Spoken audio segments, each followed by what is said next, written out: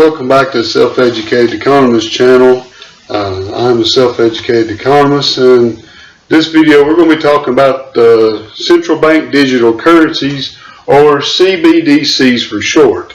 Now they've already started bringing some of these out, rolling them out. They started in China in 2020 with the digital yuan, trying to roll it out, and there's been a lot of talk here in the US about the digital dollar.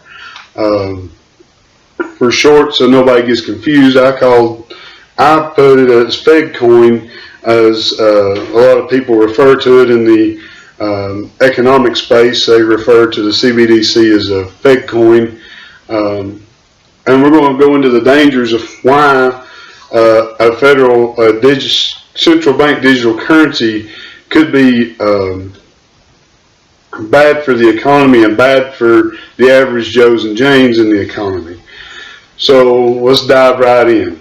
As of our current system, the Federal Reserve has their balance sheet, and then underneath that you've got Bank of America, Wells Fargo. Now these guys have accounts with the Federal Reserve. So under the Federal Reserve's balance sheet, Bank of America has they have a account with them, and so does Wells Fargo and Citibank and some of the big ones, JP Morgan and Chase. Those are your bigger national banks, and they have their own accounts with the Federal Reserve, and they can deal with bank reserves and things of that nature. And then one step removed from that, you have your local credit unions, your state banks, your local mom and pop banks where there's just one or two here and there. They may serve a small community. Now these banks are important. The more decentralized this system is, the more private it is. And the more private it is, the more it protects our privacy, which we'll get into in a minute.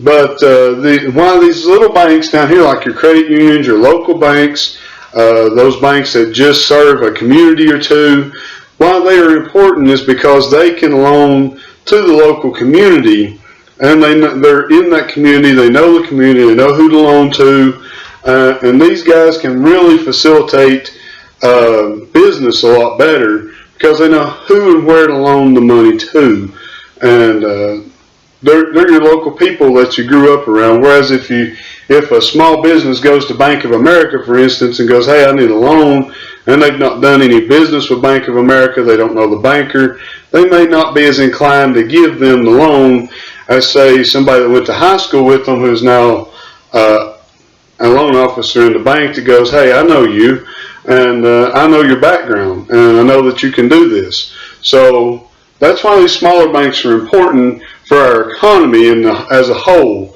But now on to the decentralized part. This protects our privacy. You can't just pick the phone up and call Bank of America and say, hey, average Joe over here has been doing something he shouldn't be doing. We need some information on where he gets his money and blah, blah, blah. So you'd have to go through a couple ledgers, because who he's transacting with may have an account with the credit union down here, which is a completely separate ledger. So they may say, well, we got a wire transfer from here to there, and it takes quite a bit to trace a little bit of money in this particular system. Now being computerized does help, but being decentralized in the sense that not everything is on one ledger. Now the way that they've been selling the Federal Reserve central bank digital currency, and this paper did come out during the pandemic in August, I believe it was. Part of it was passed through legislation, and what it does is it makes everybody have an account with the Federal Reserve on one ledger system.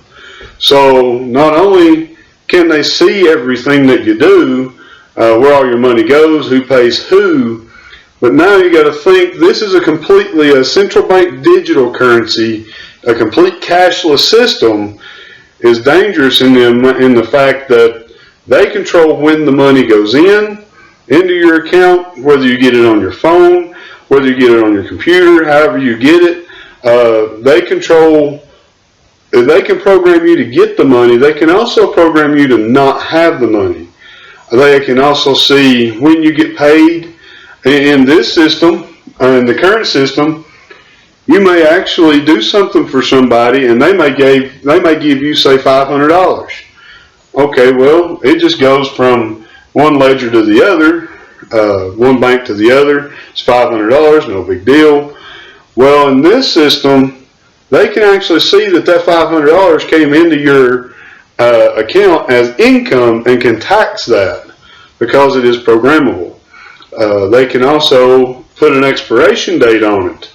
So if they see that the velocity of money is not where it needs to be, if the money isn't circulating quick enough through the economy to get the amount of inflation that they would like to have with the amount of money they have in the economy, then all they have to do is say, yeah, your money's going to expire in 15 days if you don't spend it. That is one mechanism they can use to get the velocity up, to get inflation up, or inflation down for that matter. Then they credit your account and say you can't spend it for X amount of days. They may tell you you can no longer shop at your local restaurant, your local mom and pop shops. Your money may not be good there under this system.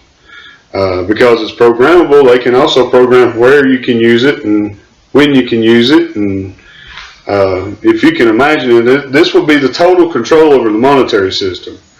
Now, why this is dangerous, very dangerous, and I'm going to quote one of the big bankers out of London. This gentleman lived in the days of Napoleon and Waterloo and Nathan Rothschild. He said, "I care not who makes the laws of a country as long as I can control the money in the country." And basically what he's saying is, if I've got control of the money, the laws don't matter. We can get that changed. We can do whatever we want to do as long as we control the money. And this is what this is all about. This is about control. It's not about convenience. They'll sell it to you as, this is convenient. You take your phone down here and you scan a little QR code on your phone and now your groceries are paid for. Or you can take your phone and you can pay your buddy real quick, something like a PayPal, and there won't be no fees on it. Well, they may not be to begin with, but what you're actually giving up is your privacy. You're actually giving up, now think about them wanting to raise taxes. Now, if they see money coming into your account that wasn't taxed through your regular payroll, like I said, say somebody gives you $1,000. Under this system, it takes quite a bit of digging to find that. But when everything's on one ledger system and they can see everything coming and going out of your bank account, say your buddy gives you $1,000 or he pays you $1,000 to do something to help you out, the government can come in and go, hey, we want our cut of that, and just take it. That's why these digital currencies are so dangerous. So, while they will probably sell it to you as a way to fight inflation, they'll tell you anything they can to sell it to you to get you to use it. Oh, we're going to give you free money. Is it really free when you have to sell your privacy in order to get it? So if you like this content, please hit the like button and the subscribe button at the bottom of the screen and hit the notification bell.